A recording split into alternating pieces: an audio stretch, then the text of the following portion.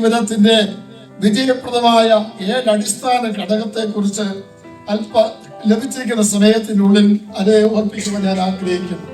7 അടിസ്ഥാന ഘടകം എന്തുകൊണ്ട് നമ്മുടെ ക്രിസ്ത്യ ജീവിതം വിജയിക്കാൻ തടസ്സമായി നിൽക്കുന്നു, അതിനെ എങ്ങനെ ജയിക്കണം, നാം എങ്ങനെയാണ് നമ്മുടെ ജീവിതത്തിൽ അടിസ്ഥാനപ്പെട്ട കർത്താവിനോട് ചേർന്നിരിക്കേണ്ടത്.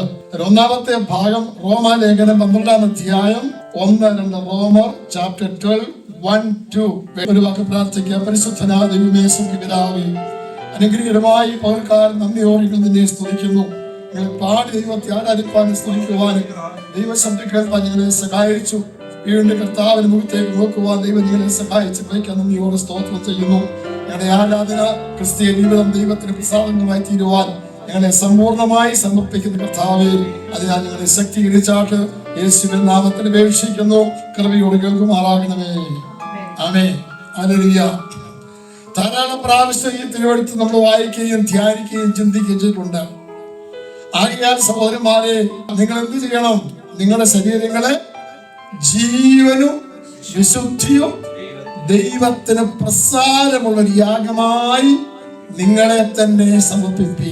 വീണ്ടും പറയും, ഈ ലോകത്തിന് അനുരൂപമാകാതെ നന്മയും പ്രസാദവും പൂർണ്ണതയുമുള്ള, അവിടെയാണ് വിഷയം, പൂർണ്ണതയുള്ള ദൈവഹിതം ഇന്നതും തിരിച്ചറിയേണ്ടതിന് മനസ്സ് പുതുക്കി രൂപാന്തരപ്പെടുത്തുകി. സമ്പൂർണ്ണ സമർപ്പണം. I surrender all. Praise the Lord.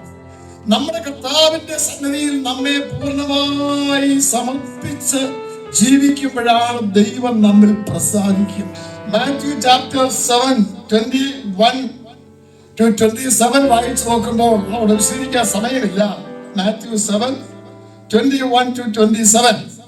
എന്നോട് കർത്താവേ കർത്താവേ എന്ന് വിളിക്കുന്ന ഏവരുമല്ല, സ്വർഗസ്ഥനായ എന്റെ പിതാവിന്റെ ഇഷ്ടം ചെയ്യുന്നവനത്രേ സ്വർഗരാജ്യത്തിൽ കടക്കുന്നത്. കർത്താവേ കർത്താവേ എന്ന് വിളിക്കുന്ന ധാരാളം അതേ വ്യക്തികളുണ്ട്.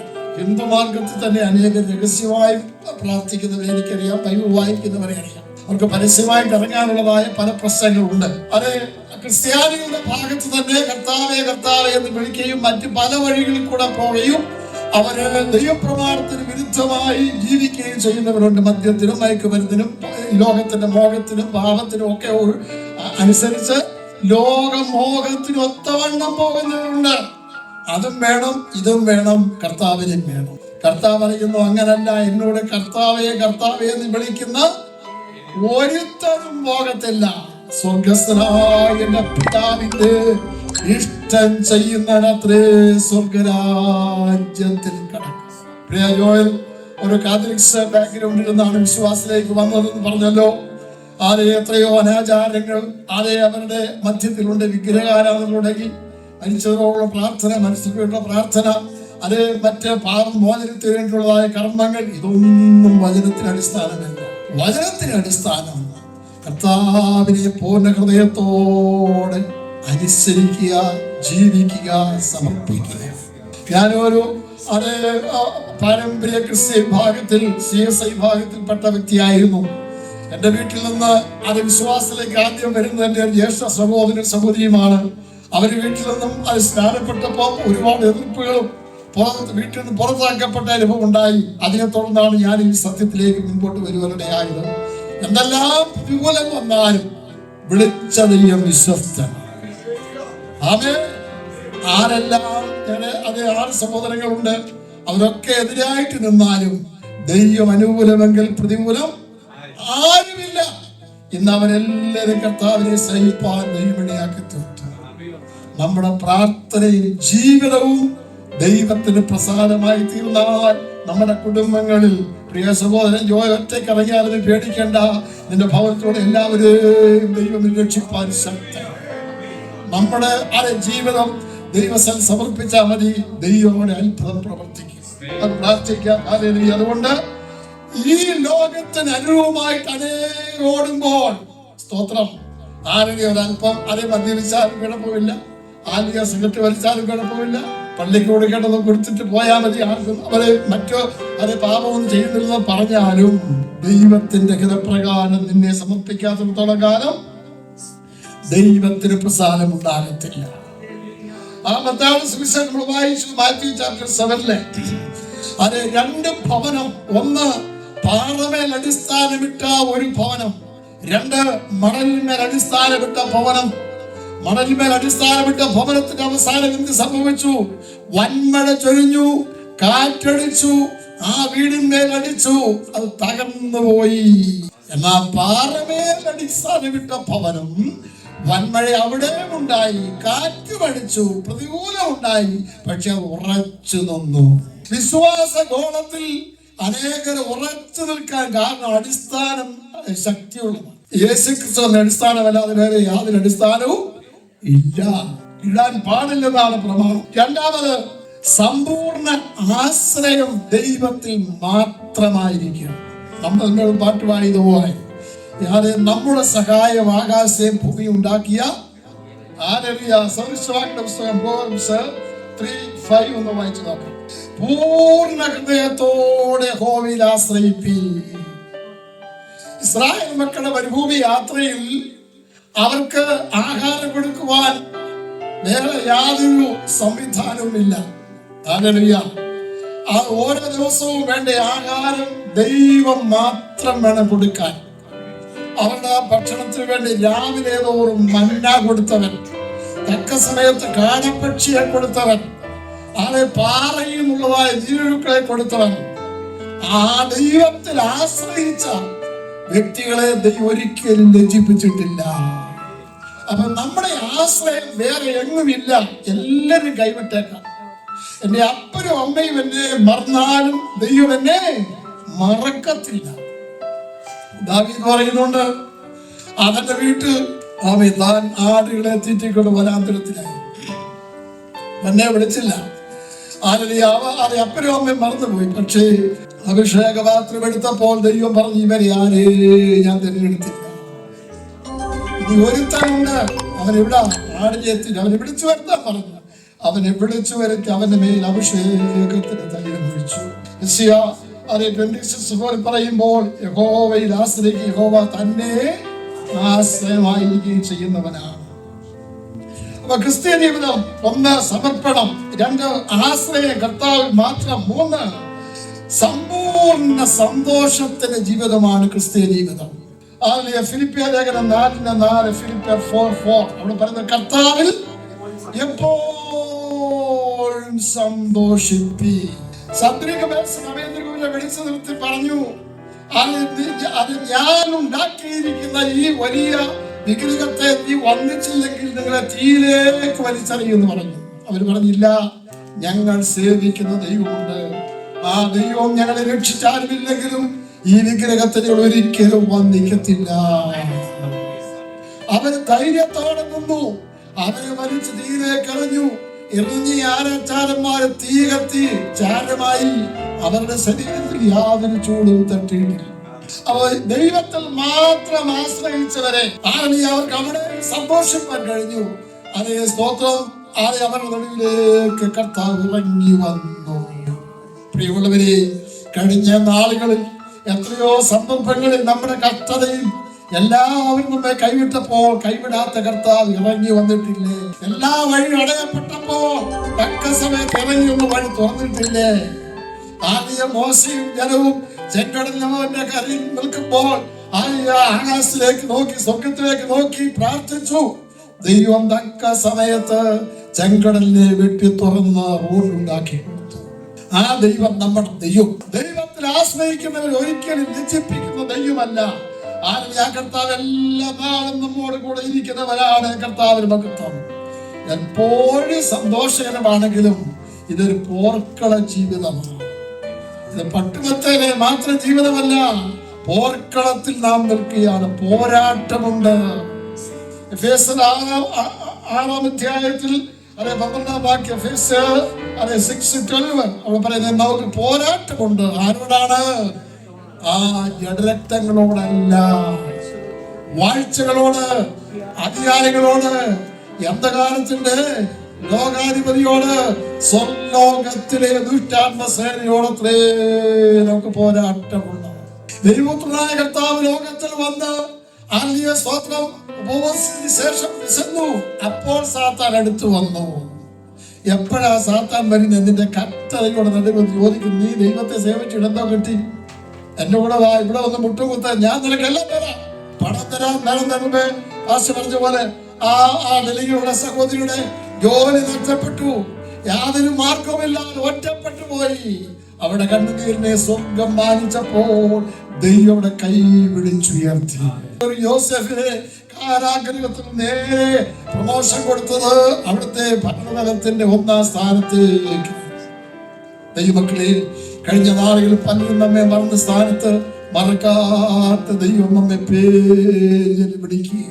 പോർക്കള ജീവിതമാണ്, ഇതൊരു പോരാട്ട ജീവിതമാണ്. പോർക്കളത്തിൽ ഓടി വിരുന്ന് പ്രാപിക്കണം. ആത്മീയ പോരാട്ട ജീവിതത്തിൽ സാത്താനോട് എതിർത്ത് ജയം പ്രാപിക്കുക.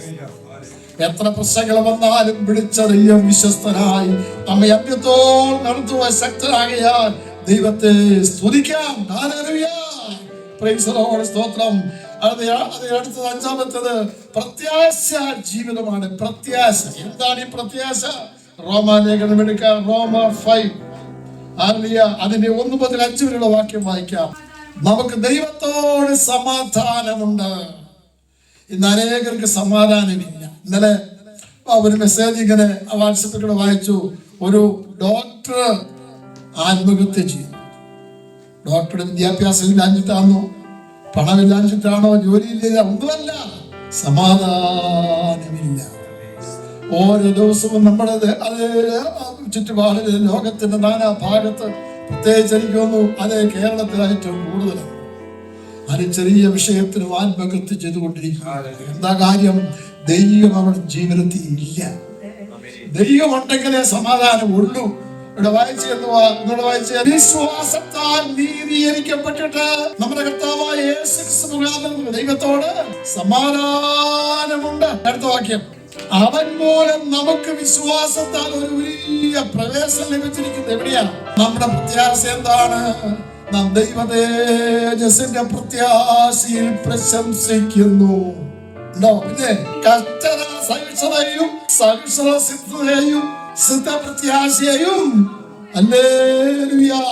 പൗലോസ് പറയുന്നു, എന്നെ ദൈവസ്ഥലേക്ക് അകറ്റുവാൻ ഒരു ശക്തിയും കഴിയത്തില്ല.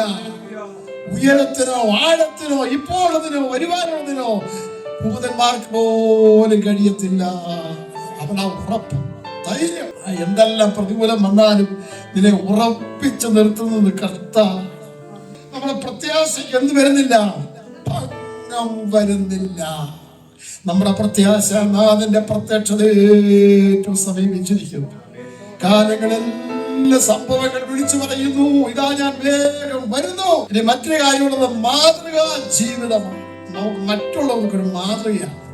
പൗലോസ് പറഞ്ഞൊരു വാക്യമാണ് ഫിലിപ്പിയർ 3:17. ഫിലിപ്പിയർ 3:17 അവിടെ പറഞ്ഞിരിക്കുന്നത് എന്താ? നിങ്ങള്, പൗലോസ് പറയാണ്, നിങ്ങളുടെ എന്നെ അനുകരിപ്പി. ഇന്ന് പല സഭാ നേതാക്കന്മാരെ പോലും അനുകരിക്കാൻ പറ്റുന്നു. അവര് പോലും പോയി കുഴി ചാടുക, അവിശ്വസ്തത കാണിക്കുക. എന്റെ അനുഭവത്തിലും ഉണ്ടായിട്ടുണ്ട്. മനുഷ്യനൊക്കെ അവിശ്വസ്തരായിരുന്നാലും ദൈവം മാത്രം വിശ്വസ്തൻ. അത് നമുക്ക് നല്ലൊരു മാതൃകാ പുരുഷനുണ്ട്. അതായത് നോക്കാം. ഫിലിപ്പിയ ലേഖനം 2-ാം അധ്യായം 5 മുതൽ 7 വരെയുള്ള വാക്യം വായിക്കാം. ക്രിസ്തുയേശുവിനുള്ള ഭാവം നിങ്ങളിലും ഉണ്ടായിരിക്കട്ടെ. എന്തായിരുന്നു ക്രിസ്തുയേശുവിന്റെ ഭാവം? സ്വർഗത്തിന്റെ സകല മഹത്വത്തിലും ഇരുന്ന കർത്താവായ യേശു ക്രിസ്തു വേഷം ധരിച്ചു മനുഷ്യനായി ലോകത്തിലേക്ക് വന്നു. എന്തിനു വേണ്ടി വന്നു? സകല മാനവരാശിയെ രക്ഷിപ്പാൻ. ആ കൂട്ടത്തിൽ എന്റെയും നിങ്ങളുടെയും രക്ഷിക്കും. അത് തന്നെത്താൻ താഴ്ത്തി. എവിടെ വരെ താഴ്ത്തി? ക്രൂശിലെ മരണത്തോളം താഴ്ത്തി. മരണത്തിൽ ഏൽപ്പിച്ചു കൊടുത്തു. ചിലവരെ ഞാനങ്ങ് പൊടിയോളം താഴുക. ഒറ്റ വാക്ക് ക്ഷമിക്കത്തില്ല. ചില സമയത്ത് സഹോദരനോട് കൈ കൊടുത്ത് ആകെ സന്തോഷമായിട്ടിരിക്കാൻ കഴിയത്തില്ല. തമ്മിലുള്ളതായ പ്രശ്നങ്ങൾ തീരത്തില്ല. സ്തോത്രം. ആരെ താഴ്മ ധരിക്കുന്ന വ്യക്തി കർത്താവിനെ മാത്രമേ മാതൃകയാക്കണം. ഒരിക്കൽ പറഞ്ഞു, അതെ ഞാൻ ചിലരൊക്കെ നോക്കുമ്പോൾ അവരാരും ശരിയല്ല, അതുകൊണ്ട് ഞാൻ സമയം വരുന്നില്ല. നീ ആരെയെല്ലാം നോക്കിയാലും നീ സ്വർഗത്തിൽ പോകത്തില്ല. നോക്കേണ്ടവരെ നോക്കണം. ആരെ നോക്കണം? ഇബ്രാഹിം പറഞ്ഞ വിശ്വാസത്തിന്റെ നായകനും പൂർത്തണം യേശുവിനെ നോക്കി മുൻപിൽ വെച്ചത് ഓട്ടം സ്ഥിരതയോടുകൂടി. നീ ഇടത്തോട്ടും നോക്കണ്ട, വലത്തോട്ടും നോക്കണ്ട, പുറമോട്ടും നോക്കണ്ട. ആ കർത്താവിന്റെ മുഖത്തേക്ക് മാത്രം നോക്കി ഓടിയാൽ ഒരിക്കലും പതറി പോകത്തില്ല. ഒരുപക്ഷെ നമ്മളെ വിശ്വാസത്തിലേക്ക് നടത്തിയ വ്യക്തിയെ പോലും ചില അപാകതകൾ കണ്ടേക്കാം, പോരായ്മകൾ കണ്ടേക്കാം. ഇതൊക്കെ കണ്ട് നീ ക്ഷീണിച്ചു പോകണ്ട. വിളിച്ച ദൈവം വിശ്വസ്തനാണ്. മനുഷ്യൻ നിന്നെ വിളിച്ചിട്ടില്ല, ദൈവമാണ് നിന്നെ വിളിച്ചത്. അവരെ ഒരു ഉപകരണമാക്കി തീർത്തു സുവിശേഷം അറിയിക്കാൻ. പക്ഷേ ദൈവം പറയുന്നു, ഞാനോ ലോകാവസാനത്തോളം എല്ലാ നാളും നിങ്ങളോട് കൂടെയുണ്ട്. നമ്മുടെ അപ്പനും അമ്മയും നമ്മോട് കൂടെ എല്ലാ നാളും ഇരിക്കും. അവരെല്ലാം കടന്നുപോയി. എന്റെ അത് മാതാവും പിതാവും കടന്നുപോയി. അവർക്ക് ഒരു പരിധി വരെ ഈ ലോകം ജീവിക്കാൻ പറ്റും. നമുക്ക് മാത്രമേ ഉള്ളൂ. നമ്മുടെ കുഞ്ഞുങ്ങളോടൊപ്പം എല്ലാ കാലം ജീവിക്കാനൊക്കെ സാധ്യമല്ല. ഒരു സമയം വരെ മാത്രമേ സാധ്യം. എന്നാൽ കർത്താവിന് ജ്ഞാനവും ലോകാവസാനത്തോളം എല്ലാ നാളും 40 പറ്റി പറയുന്നു, ഭയപ്പെടേണ്ട, ഞാൻ നിന്നോട് കൂടെ ഉണ്ട്. പ്രവചിച്ചു നോക്കേണ്ട, ഞാൻ നിന്റെ ദൈവമാണ്. ഞാൻ നിന്നെ ശക്തീകരിക്കും, ഞാൻ നിന്നെ സഹായിക്കും. എന്റെ ബലമുള്ള കരങ്ങളോട് ഞാൻ നിന്നെ താങ്ങും. നീ വീഴാലവണ്ണം നിന്നെ താങ്ങുന്നു. നീ വാഹനം ഓടിച്ചോണ്ട് പോകുമ്പോൾ നിന്നെ കരങ്ങൾ വഹിക്കുന്നവൻ. നിന്റെ ജോലി സ്ഥാനത്ത് പ്രശ്നങ്ങൾ വരുമ്പോൾ അവിടെ നിന്നെ കരങ്ങൾ വഹിക്കുന്നവൻ. ഇത്ര നല്ലവനായ ഒരു കർത്താവിനെ തിരിച്ചറിയുവാൻ ദൈവം നമുക്ക് തിരിക്കുന്ന ഭാഗ്യത്തിനായ നമുക്ക് ദൈവത്തെ സ്തുതിക്കാം. ഒന്നാമത് നമ്മുടെ സമ്പൂർണമായ സമർപ്പണം. ആമേൻ. കർത്താവിന് പ്രസാദമായ അതിനകത്ത് രക്ഷ, സ്നാനം, ആത്മീയ സ്തോത്രം, പരിപൂർണ ക്രിസ്തീയ ജീവിതത്തിന്റെ എല്ലാം അടിസ്ഥാനം എവിടെയാണ്? സമർപ്പണം. Praise the Lord. അതിന് സമ്പൂർണ്ണ ആശ്രയം എന്റെ ദൈവമല്ലാതെ മറ്റാരുമില്ല. Praise the Lord. അതിന് പൂർണ്ണമായ സന്തോഷം എന്റെ കർത്താവിൽ മാത്രമാണ്. കർത്താവിൽ എപ്പോഴും സന്തോഷം. ലോകത്തിൽ നോക്കുമ്പോൾ നമുക്ക് സന്തോഷിക്കുവാൻ വഴിയൊന്നും ഇല്ല. ഈ കാണുന്നൊക്കെ താൽക്കാലികം, കാണാത്തതോ നിത്യം. ഇന്നത്തെ സ്നേഹിതന്മാർ നാളത്തെ ശത്രുവായി തീർന്നേക്കാം. നമ്മെ സഹായിച്ചവർ നമുക്ക് എതിരായി പ്രവർത്തിച്ചേക്കാം. പക്ഷെ കർത്താവ് പറയുന്നില്ല, നീ ഭയപ്പെടേണ്ട, ഞാൻ എല്ലാ നാളും നിന്നോട് കൂടെയുണ്ട്. സമ്പൂർണമാകുന്ന അതേ സ്തോത്രം, അതേ സമർപ്പണം നമ്മുടെ ജീവിതത്തിലുണ്ടെങ്കിൽ ഇതെല്ലാം ജീവിതം ഒരു ക്രിസ്തീയ ജീവിതത്തിൽ പോരാട്ട ജീവിതമാണ്. ആരാണ് പോരാടുന്നത്? മനുഷ്യനല്ല, ദൈവം. അത് പിശാചാണ്. അത് പിശാച് നമുക്കെതിരെ പോരാടിക്കൊണ്ടിരിക്കുകയാണ്. ഇതൊക്കെ ഒരു മാതൃകാ ജീവിതം. നാം മറ്റുള്ളവർക്കൊരു മാതൃകയായിരിക്കണം. നാം മറ്റുള്ളവർ മാതൃകയെ കാണുമ്പോൾ നമുക്ക് ചിലപ്പോൾ അവർ തെറ്റ് കണ്ടു. പക്ഷെ കർത്താവ് എന്റെ ജീവിതത്തിൽ ഒരു തെറ്റും വരാതിരിപ്പം എന്റെ വാക്കില്, എന്റെ ചിന്തയില്, എന്റെ പ്രവൃത്തിയിൽ നിനക്ക് പ്രസാദമായി തീരുവാനിടയാക്കണമേ. ദാവീദ് പറയുന്നു, കർത്താവ് എന്റെ വായിലെ വാക്കുകളും എന്റെ ഹൃദയത്തിലെ ധ്യാനവും നിനക്ക് പ്രസാദമായിരിക്കട്ടെ. ചിലപ്പോൾ നീ സ്നാനപ്പെടുമ്പോൾ നിന്റെ അപ്പനും നിന്നെ എതിർക്കും. അത് നീ ഭയപ്പെടേണ്ട. പക്ഷേ സ്വർഗം സന്തോഷിക്കും. കർത്താവ് സ്നാനപ്പെട്ട കാരണം ഇവരെന്റെ പ്രിയപുത്രൻ, ഞാന് പ്രസാദിനുള്ള സ്വർഗം സന്തോഷിച്ചു. നീ കർത്താവിനെ പിൻപറ്റിയാൽ നിന്റെ വീട്ടുകാരോ നാട്ടുകാരോ ദേശക്കാർ ആരെല്ലാം നിനക്കെതിരായിരുന്നാലും കർത്താവ് പറയുന്നു, ഭയപ്പെടേണ്ട, ഞാൻ നിന്നോട് കൂടെയുണ്ട്. ഹല്ലേലൂയ. സ്തോത്രം, സ്തോത്രം, സ്തോത്രം. ഹല്ലേലൂയ. ക്രിസ്തുവേശുള്ള ഭാവം നിങ്ങളിലും ഉണ്ടായിരിക്കട്ടെ. നമുക്ക് താഴുവാനും ക്ഷമിക്കുവാനും മറക്കുവാനും സ്നേഹിക്കുവാനും ഒക്കെ കഴിവുണ്ടായിരിക്കണം. ആ കർത്താവ് ശത്രുക്കൾക്ക് വേണ്ടി പ്രാർത്ഥിച്ചു. കർത്താവിനെ പീഡിപ്പിച്ചവർക്ക് കർത്താവ് ഇവർ ചെയ്ത് നിന്നെന്ന് അറിയാം, ഇവരോട് ക്ഷമിക്കണമേ എന്ന് പ്രാർത്ഥിച്ചു. സ്തോത്രം. ഹല്ലേലൂയ. അപ്പോൾ ഇങ്ങനെ ജീവിച്ചാൽ നമുക്കുള്ള പ്രതിഫലത്തെ കുറിച്ച് ഒരു ഭാഗം ഓർപ്പിച്ചിട്ടുള്ള വാക്കുകൾ ചുരുക്കുകയാണ്. ദാനിയേൽ പദം വായിക്കാം. അതിന്റെ 12-ാം അധ്യായം 9-10 വാക്യം. ഈ ദുഷ്ടന്മാർക്ക് ദൈവത്തിന്റെ വചനം തിരിച്ചറിയാൻ കഴിയുന്നില്ല. എന്നാൽ ബുദ്ധിമാന്മാർ അതെന്ത് ചെയ്യുന്നു? ഗ്രഹിക്കുന്നു. ഇനി ബുദ്ധിമാന്മാരുടെ പ്രതിഫലം എന്താണെന്ന് നോക്കാം. 12:2 ദാനിയേൽ 12:2-3. മരിച്ച മണ്ണിനോട് ചേരുന്നവരുടെ അവസ്ഥ പറയാണ്. ചിലര് നിത്യ ജീവനായും ചിലർ ലജ്ജയ്ക്കായും ആ മൂന്നാമത്തെ നിത്യനിന്ദയായിരിക്കും. ദൈവരാജ്യത്തിൽ പ്രവേശനമില്ലാതെ നിന്ദയായിരിക്കും. പിന്നെ എന്നാൽ ബുദ്ധിമാന്മാർ ആകാശമണ്ഡലത്തിലെ പ്രഭ പോലെയും നീതിയിലേക്ക് തിരിക്കുന്നവർ നക്ഷത്രങ്ങളെ പോലെ എന്നേക്കും പ്രകാശിക്കും. ഓ, കർത്താവിനോടുകൂടെ എല്ലാ കാലവും നക്ഷത്രങ്ങൾക്കപ്പുറമായ ഒരു തേജസ്സോടുകൂടെ ഞാനും നിങ്ങളും വാഴേണ്ടവരാണ്. ചില നിത്യ നിന്ദയ്ക്കായിട്ട് എഴുന്നേക്കും. അപ്പൊ ഇവിടെ വിശ്വാസി എന്നുള്ള പേരുണ്ടായിരുന്നു, പക്ഷെ അവിടെ ചെന്നപ്പം നിന്ന മാത്രമേ ഉള്ളൂ. ദൈവം അവരെ നിന്ദിച്ചു കളഞ്ഞു. എന്താണ്? എന്നോട് കർത്താവേ കർത്താവേ എന്ന് പറഞ്ഞെങ്കിലും നീ എന്ത് ചെയ്തില്ല? അനുസരിച്ചില്ല. സമ്പൂർണമായി ദൈവത്തിന് പ്രസാദമായി തീരുമ്പോൾ ബുദ്ധിമാന്മാരാകാൻ സമന്ത്രത്തിലെ പ്രഭുപോലെ പ്രകാശിക്കും.